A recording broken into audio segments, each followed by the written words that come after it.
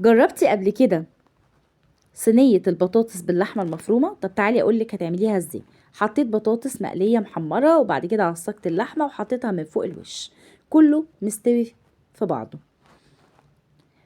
لو جربتي الطريقة دي هتدعيلي بجد بأمانة، حاجة كده وهم يا جماعة، والله العظيم وهم. بعد ما نسقت خالص اللحمة وغطيت البطاطس بيها، ابتديت انزل بجبنة موتزاريلا من فوق الوش. ويا سلام بقى لو تحطي قطع او شرايح من الزيتون من فوق الجبنة الموتزاريلا، دي بقى اختياري، بس عايزة اقول لكم ان بتاخد الاكلة في حتة تانية خالص.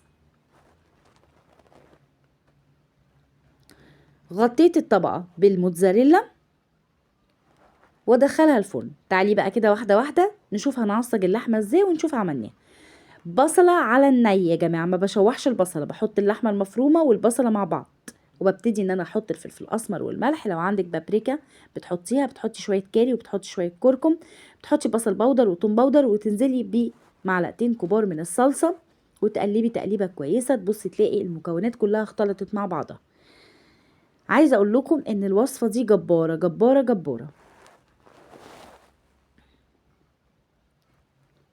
جبت بطاطس مقلية وحطيتها في صينية البايركس، ونزلت عليها بمكون اللحمة المفرومة بتاعي التحفة، كله يا جماعة مستوي. يعني هي بس بعد ما اخلصها وارش عليها الموتزاريلا مش هتاخد غير بالظبط حوالي 10 دقايق، اقل كمان 5 دقايق في الفرن، وهطلعها على طول تبقى جاهزة على الطبخ على التقديم. طيب، يا رب الوصفة تكون عجبتكم. ما تنسوش تدعمونا بأجمل لايك وكومنت ظريف، وأنا في انتظار تعليقاتكم الجميلة. وما تنسوش تتابعوني على قناتي وصفات مبتكرة مع نهى عشان يوصلكم كل جديد مني، واكسبلور للفيديو كتير، شير ولايك.